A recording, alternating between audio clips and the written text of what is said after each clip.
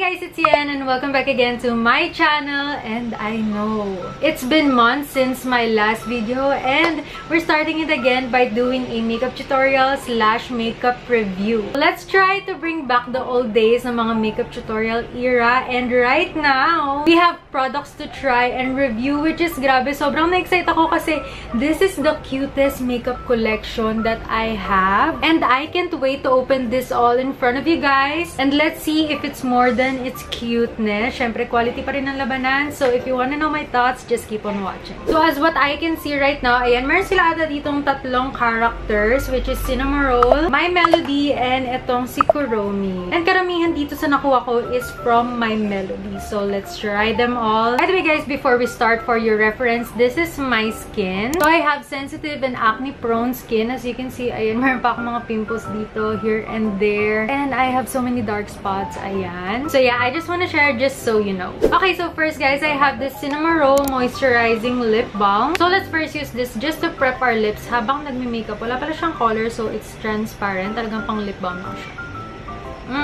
Sobrang moisturizing ang feeling niya, and it's very light. It's more like a serum balm, ganon. And it feels nice sa lips. Meron siyang konting-konting minty feeling. So, this is a good start. So, yan, habang pinaprep yung lips natin, let's go with our base. And I'm gonna start with this Kuromi Primer. This is the consistency. And apply ko lang muna siya ditong side na to.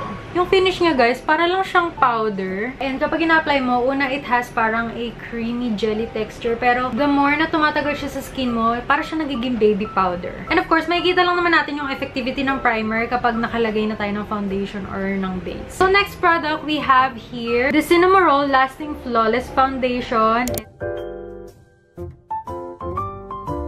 And ayan, pump yung nasa container niya. So, I have two shades here, YLO4 and YLO3. So, yung consistency nga, I think it's just right. Hindi siya ganun ka-runny and hindi siya ganun ka-thick. So, this is the shade YLO4. And this is YLO3. So, these are the shades sa skin ko. And actually, hindi ko alam kung ano ba yung shade ko dito. Kasi guys, acidic ako. So, kapag ito yung lagay ko, ayan, nagda-darken up siya. And then, ito din, parang masyado siyang maputi. So, let's try to mix it. Okay, pinag-mix ko na lang tong dalawa. And let's see. Dito na lang. Ayan, sige, mix na lang natin. So, I hope madami pa silang shade choices kasi eto, medyo nahirapan na ako dito sa dalawa. So, what more pa sa iba pang shades ng Filipina? So, ayan, 1:2 yung nilagay ko. Mas madami yung lighter shade. Okay, apply ko muna sa ditong part na to para makita natin yung comparison. And by the way, they also have their brushes dito, pero mas prefer ko kasi yung mga brush na meron ako before. So, I'm gonna use mine. Mabilis siyang i-blend. Super blendable. Ang ganda! I have tried foundations of Focalure before, pero ito ata yung may pinakamaganda nilang formula. Very lightweight on the skin. Para siyang papasa sa mga skin tint. Parang ganun lang yung feeling niya. Parang ka lang naglalagay ng BB cream or ng skin tint. And look at that. Diba kanina may mga dark spots ako dito? Where are they now? Yung feeling niya, guys, is wala talaga. Para akong walang nilagay na foundation. Be perfect to, ha? So, whether nito sa Philippines. Diba may mga times na kahit sobrang init, kailangan pa rin natin mag-makeup. Ito yung masasuggest ko na product. Pero, I think this is just a medium coverage. Ganon. Pero pwede, try natin siyang i-build up. Okay, let's add more layer. And let's blend.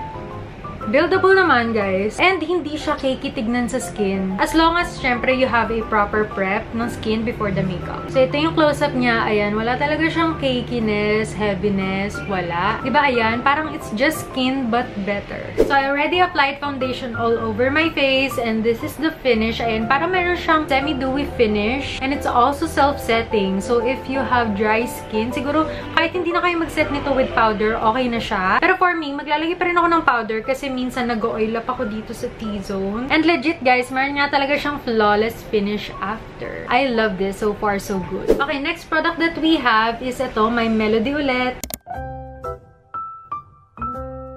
Grabe Grabe guys, yung packaging niya, sobrang cute. Ito yung mga klaseng packaging na ang hirap galawin. So, I have two shades here. Itong YL01 and itong CL02. So, yan, meron siyang clear packaging. Ah, okay. So, papel lang pala to. Pero it's still cute. Ayan o. Kahit wala siya yung pinaka-sticker. And may naka-emboss na, of course, my melody. So, this is YL01 and CL02. So, CL02 is para siyang light. So, let's go with YL01. So, gamit lang tayong powder brush. Actually, wala akong problem with this product. It sets well, like the other powder foundation. And it's lightweight. And hindi din siya cakey. And it has this little bit of coverage. And it still feels nice and very light sa skin. Very good combo tong dalawang to. So, good job, Focalure, for that. Okay, so after that, let's go with our brows. And I actually have here 3 products or shades ng My Melody Brow Gel Cream.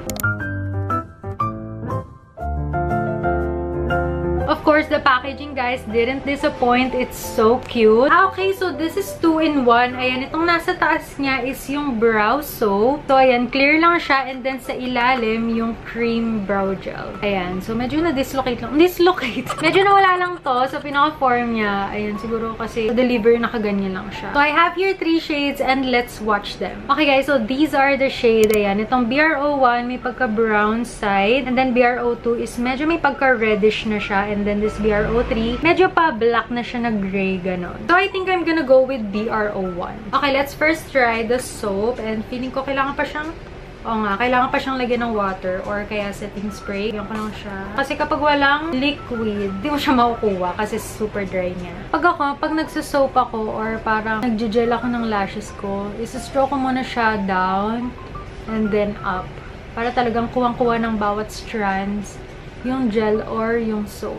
Then, doon na natin siya i-form. Hindi siya ganun katapang mag-hold. Hindi rin naman siya light. It's just right. Pero if gusto niyo talaga yung mga bonggang bushy brows, I think this is not the product for you. And naging fuller naman siya. And, ayan, punta na tayo dito sa pinaka-brow gel. Alam niyo ba guys, weakness ko to, itong mga brow gel. Kasi, for some reason, minsan, napapatapang siya. Kumbaga, hindi ko pa siya gamay na gamay. I'm gonna start here sa dulo and on my way paloob. The thing dito sa mga brow gel, konti-konti, ganun. Kasi kapag dinamihan nyo kagad, mabibigla kayo. Wait, I need my mirror closer to me. Pero in fairness naman dito, kasi yung formula niya, hindi ganun nakakagulat. Alam mo yun, yung controllable pa rin. So, I think I'm okay with this. I'm gonna stop there. Baka kasi ma-overdo ko siya. So, ayan, gawin ko lang yung isa ko pang kilay. So, this is our brows. And I actually like the formulation kasi, ayan, it's self-setting.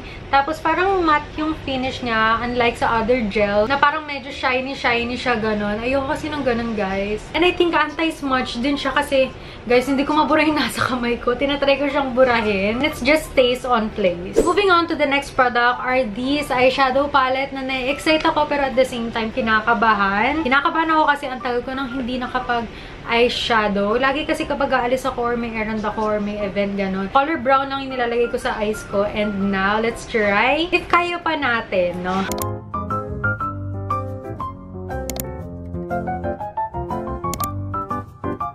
Okay, so with these shades, I think I'm gonna go with subtle pink eyeshadows. Ayan, mostly ito yung gagamitin ko siguro. So, I'm gonna start with this one. Kapag dinadab mo siya, it's a bit powdery. So, kailangan mo pang ganyanin. Lagay ko lang siya dito ang part. And then, more on the outer. More on the outer, and then papasok. So, kahit ang dami ko nang pinaktak dito na product, no, meron pa rin talagang pigment na kumakapit. So, it's pigmented and it's blendable. Hindi siya nagpa-patchy-patchy. Okay to sa beginners actually kasi, ayan, madali lang talaga siyang i-blend. And the next shade, I'm gonna get this darker one. Super subtle lang talaga ng look natin. Nalalagay ko lang siya dito sa babang part. Para lang siyang gradient effect, ganon. Diba? Ang dami ko nang tinaktak, pero talagang kuwang-kuwa pa rin yung pigments niya. Then, I'm gonna get another brush para lang i-blend sila all together. Blend it nicely. Then, sa under eyes, let's do the same. Pero, I'll need a thinner brush like this. Para hindi siya kumalat sa under eyes na magmukha siyang eye bags, ganon. Dito lang sa outer layer or sa outer part ng eyes. Para lang medyo bumuka lang siya. And then, to the darker shade. Then, lagay lang ako nitong shimmer sa inner. Gamitin ko na lang yung fingers ko dito, guys, para talagang kumapit yung glitters. Kasi, if brush yung gagamitin ko, para siyang pumupunta kahit saan. Alam mo yung kumakalat yung glitter. So, wait, guys. I'm just gonna put my fake lashes para mas bongga siya tignan. Okay, so I already put my lashes on. So, before we continue with the eyes, kasi bala ko mag-egg yosal, buksan muna natin tong next product. Ayan. So, ayan, My Melody ulit. And this is their 3-in-1 palette.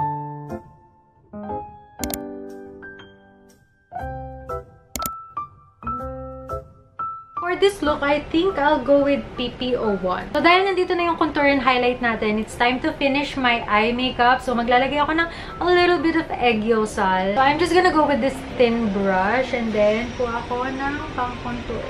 Super konti lang, guys, and super careful lang kapag mag-egg yosal ka. Kasi you don't want to overdo it. Imbis na gumanda, magmumukha kang puyat. Squint your eyes. Yan. Just follow the natural eye bags. Hindi siya halata, pero at the same time, parang na-accentuate niya talaga yung pinaka-egg yosal. And then, I'm gonna get this brush, tapos sprayan ko siya ng konting setting spray. Kasi maglalagay akong highlighter dito sa loob. Using this, para lang mas mag-pop siya. So, inner, hanggang sa middle. So, there we are done with the eyes and very subtle lang. So, next naman, let's apply the blush. Sa look na to, ayoko yung sobrang bonggang blush. Super konti ng pigment na nilagay ko, pero grabe, kitang-kita mo pa rin yung payoff niya sa face. Ayan, kahit pigmented siya, may control ka pa rin. Like, malalagay mo pa rin kung gaano kakapal or gaano kanipis yung gusto mong blush. So, hindi siya ganun nakakagulat as long as talagang dinadaan-daan mo yung pigment niya. And it's time to contour our face using this shade. And gusto ko yung shade na to, guys, kasi pwede siyang bronzer, alam mo yun. It can act as a bronzer and at the same time pang contour din. Kasi meron siyang parang grayish color na brown. Alam mo yung grayish-brown color? Ayun na yun kasi yung mga pumapasang pang bronzer eh. So, kahit ito lang gamitin mo sa contour or bronzer, pwedeng-pwede. I usually put my contour here. And then dito sa pinaka-jawline. Tapos dito sa may noong part.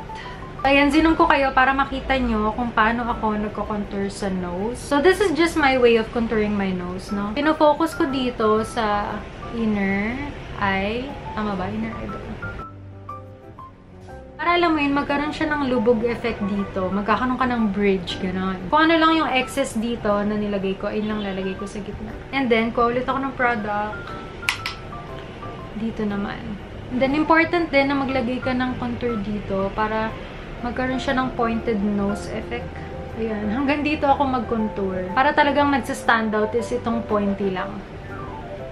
So, ayan. Diretso na natin to sa highlighter. Wait lang. Tignan ko lang kung gaano katapang tong highlighter. Hindi. Subtle lang yung highlighter niya. Which is good. Ayoko kasi talaga yung matatapang na highlighter. Gusto ko yung highlighter na parang meron ka ng dewy or glowy face. Ganun lang. Which is ito yung binibigay ng palette na to. Ayan o. O, diba? Super subtle. Wala siyang mga makakapal na chunks. Para ka lang nag-glow. Oh, yung ganda ng highlighter na to. Super subtle. Ganitong highlighter yung hinahanap ko, guys. So, the last products that we have are these lippies.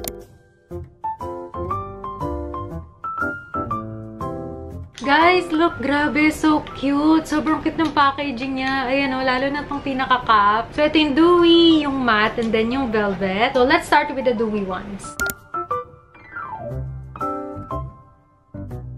It has this type of applicator. Dito muna ako kay shade PK03. I don't know kung dahil naka-aircon lang ako or malamig talaga yung formula niya. It glides so nice. So this one has a light pink color. And I think very perfect to sa mga light-skinned. Ako kasi medyo morena ako, so I don't know if it suits me or not. Ang bango! Ang may ano siya, ang may candy. And I like na kahit dewy or parang glossy yung finish niya, hindi siya ganun ka-heavy. So, this is NU05. And it has a subtle red color na I think bagay naman sa kahit anong lips or kahit anong skin. Next is Kekoromi or yung velvet type. Ito kakaiba. Yung pinaka... Ayun no. Ngayon lang ako nakakita ng applicator na ganyan. Para siyang nakaslant.